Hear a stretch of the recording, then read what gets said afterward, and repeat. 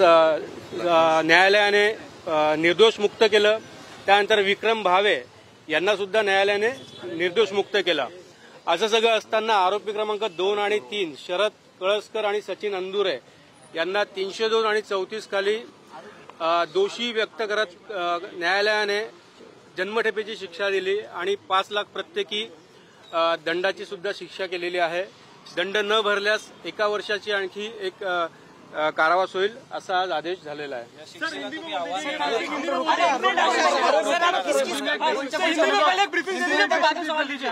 देखिए ऐसा है कि जो 20 अगस्त 2013 को जो डॉक्टर नरेंद्र दाभोलकर इनका जो मर्डर हुआ था ओंकारेश्वर ब्रिज के पास, उस केस में आज फैसला आया है। 5 लोग इस केस में एक्यूज थे। 5 लोगों में से विक्रम भावे, संजीव पुनालेकर और डॉक्टर वीरेंद्र तावड़े, इन दोनों को आज कोर्ट ने एविडेंस ना होने की वजह से एक्विटेड बोला है। उसके बाद जो आरोपी नंबर 2 और 3 है शरद कळसकर और सचिन अंदुरे, जिनको शूटर के तौर पे जिनका रोल दिखाया था, उनको कोर्ट ने उनके खिलाफ 302 प्रूव हुआ ऐसे बताते हुए उनको उम्र कैद की सजा दी है और 5 लाख पर हेड उनको फाइन भी उनको जमा करना है। अगर फाइन नहीं भरा तो 1 साल का अलग से सजा होगा। यह सजा सुनाई है। असं आहे की या सगळ्या केसमध्ये सुरुवातीपासूनच पुणे पोलीस असेल, पुणे क्राईम ब्रँच असेल किंवा सीबीआय असेल, यांची वेगवेगळी थिअरी आहे। ही शोकांतिका आहे की ज्या व्यक्तीने आयुष्यभर अंधश्रद्धा निर्मूलनासाठी काम केलं, त्याच्या खुन्याला तपासण्यासाठी शोधण्यासाठी प्लँकेटचा वापर करण्यात आला। आधी नागोरी खंडेलवाल, त्यानंतर विनय पवार, सारंग अकोलकर असे 2 वेगळे आरोपी दाखवल्यानंतर 2016-2018 मध्ये हे आता जे आरोपी आहेत त्यांना शूटर म्हणून दाखवण्यात आलं। नक्कीच आज जरी दोघांना शिक्षा दिली असली तरी या निकालाचा आम्ही आदर करतो। जी काही सविस्तर निकालाची प्रत आहे ती हातात आल्यानंतर त्याचा अभ्यास केल्यानंतर हा निकाल नक्कीच आम्ही चॅलेंज करणार आणि उच्च न्यायालयात या संदर्भात आम्ही दाद मागणार। सर यूएपीए जो ड्रॉप किया गया, क्यों ड्रॉप किया गया वो बताइए, और क्या आप इस फैसले को चुनौती देंगे? जैसा कि सबको पता है कि इस केस के बारे में शुरू से ही मीडिया में और सब जगह बहुत तरह से बातचीत चली है। यह इंसिडेंट हुआ उसी वक्त तुरंत कई लोगों ने, वो पॉलिटिशियंस हो या फिर कोई लोग मीडिया वाले हो, उन्होंने फैसला सुना दिया था कि यह इसने किया है या उसने किया है।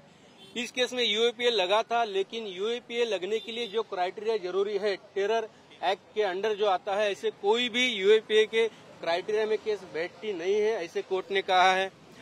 जो विटनेस सामने आया था, जो चीफ सेक्रेटरी की गवाही हुई, उन्होंने तो यह भी कहा था कि मैंने कोई भी पेपर पढ़े नहीं और मैंने यूएपीए का सैंक्शन दे दिया। उन्होंने ये भी कहा था कि महाराष्ट्र गवर्नमेंट से सैंक्शन लगता है और मिनिस्टर यानी गवर्नमेंट होता है। जब उनको पूछा गया कि मिनिस्टर यानी गवर्नमेंट और वो सैंक्शन देगा, ऐसा कहीं लिखा है क्या, तो उन्होंने कहा कि नहीं, ऐसा कहीं भी लिखा नहीं है। इसलिए सब मायने पे जो यूएपीए सैंक्शन था वो सैंक्शन प्रोसिक्यूशन प्रूव नहीं कर पाई, इसीलिए यूएपीए से एक्विट किया गया। बिल्कुल इस फैसले को हम चुनौती देंगे। जो जजमेंट का कॉपी है, डिटेल हाथ में आने के बाद इसको हम चुनौती देंगे। या केसमध्ये एकूण 72 साक्षीदारांची लिस्ट होती। जसं आपल्या सगळ्यांना माहिती आहे की त्या दरम्यान त्या दिवशी जे ओंकारेश्वर बीच परिसरात जे लाखो मोबाईल सगळे वावरले होते, त्या सगळ्याचा डेम डाटा पोलिसांनी कलेक्ट केला होता, सीबीआयने कलेक्ट केला होता। असं सगळं असताना देखील कुठल्याही आरोपीचे किंवा कुठल्याही आय विटनेसचे सीडीआर किंवा टॉवर लोकेशन किंवा कस्टमर अप्लिकेशन फॉर्म जे दाखवेल की तो साक्षीदार किंवा तो आरोपी 20 ऑगस्टला गुन्ह्याच्या वेळी त्या परिसरात होता, असं कुठलंही मटेरियल कोर्टासमोर त्यांनी सादर केलेलं नाही। मग हे लाखो जे स्कॅनिंग केलं गेलं, डम डेटा जे झिरोइन जो रेकॉर्ड केला गेला, ते नेमकं काय झालं हा एक प्रश्न पडतो। दुसरं 72 साक्षीदारांची लिस्ट असताना सुद्धा ढिसाडघाई करून फक्त 20 साक्षीदार तपासले। यातनं काय यामागे हेतू होता, कुठल्या प्रकारची घाई होती? अनेक साक्षीदार जे सीबीआयचे पोलीस तपासी अधिकारी आहेत, जे चौहान म्हणून आहेत किंवा क्राईम ब्रँचचे पुण्याचे जे अधिकारी आहेत, अनेक साक्षीदारांना यातनं गाळण्यात आलं। कुठल्याही महत्वाच्या साक्षीदारांना इथे आणलं गेलेलं नाही। त्यामुळे हाही प्रश्न उभा राहतो की फक्त आरोपींना शिक्षा देण्यासाठी किंवा घाई करून जजमेंट घेण्यासाठीच हे सगळं केलं गेलं होतं किंवा काय. आमचं आर्ग्युमेंट कोर्टात असं होतं की ही जी 3 वेगवेगळ्या प्रकारच्या थिअरीज आहे, पहिली थिअरी सांगते की ह्या 2 आरोपींनी गुन्हा केला, दुसरी आणखी 2 आणि तिसरी ह्या आताच्या आरोपींनी. तर याबद्दल आमचं असं म्हणणं होतं की जी पिस्तूल नागोरी आणि खंडेलवाल यांच्याकडनं मिळाली होती, अगदी गुन्हा घडले त्या पिस्तॉलचा जो एफएसएलचा रिपोर्ट आहे, जो दाभोळकरांच्या शरीरात मिळालेल्या बुलेटची मॅच झाला होता, असं असताना सुद्धा पुणे पोलिसांनी किंवा सीबीआयनी त्यांना ह्या केसमधनं वगळलं गेलं. हे असे शेकडो मुद्दे ह्या केसमध्ये होते. राष्ट्रपती पुरस्कार प्राप्त जे तपासी अधिकारी आहेत, असे तपासी अधिकारी इव्हिडन्स सुरू असताना कोर्टाच्या समोर, हे सगळं रेकॉर्डमध्ये आहे, एक कागद कोर्टातनं बाहेर पाठवला जातो ज्याच्या आधारे साक्ष दिली होती. त्यामुळे खूप मोठ्या प्रमाणे गडबड या सगळ्या प्रकार होती. परंतु आज माननीय सत्र न्यायालयाच्या लक्षात या सगळ्या गोष्टी आल्यात. सत्र न्यायालयाने 3 आरोपींना निर्दोष मुक्त केलेलं आहे आणि अन्य 2 आरोपींच्या विषयामध्ये डिटेल जजमेंट आल्यानंतर आम्ही त्यात चॅलेंज करू. 3 वेळा आरोपी बदलले गेले या खटल्यामध्ये. हा तपास भरकटलेला असं तुम्हाला वाटतं का? नक्कीच कुठलाही गुन्हा घडल्यानंतर लगेचचा जो कालावधी असतो हा पुरावा मिळवण्यासाठी किंवा पुरावा नष्ट करण्यासाठी महत्वाचा असतो. लगेचच्या कालावधीमध्ये योग्य दिशेने जरी तपास करणारे अधिकारी सक्षम असले तरी तपास न केल्यामुळे पुरावा भरकटल्याची शक्यता असू शकते. सर एक इंग्लिश में आप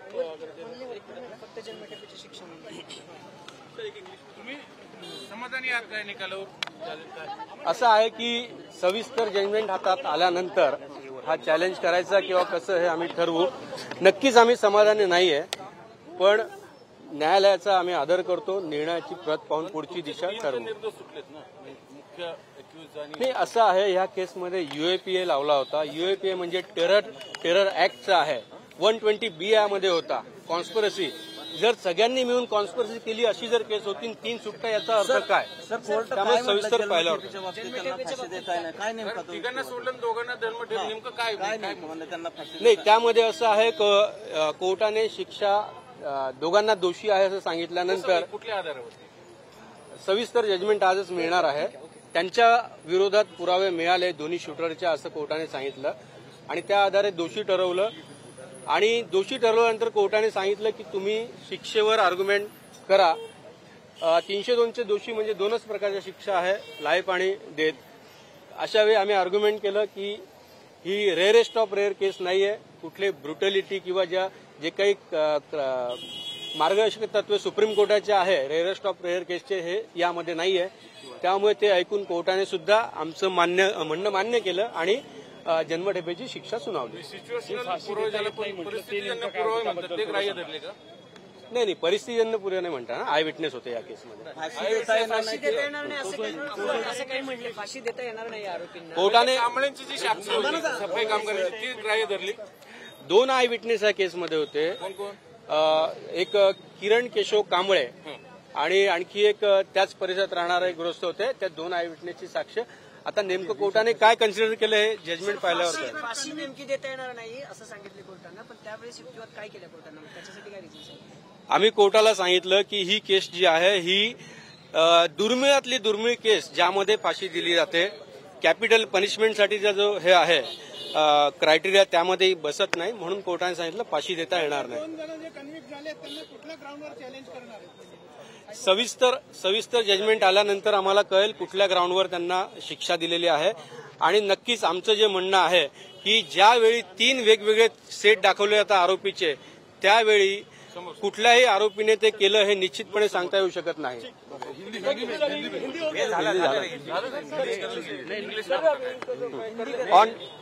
ऑन 20th August 2013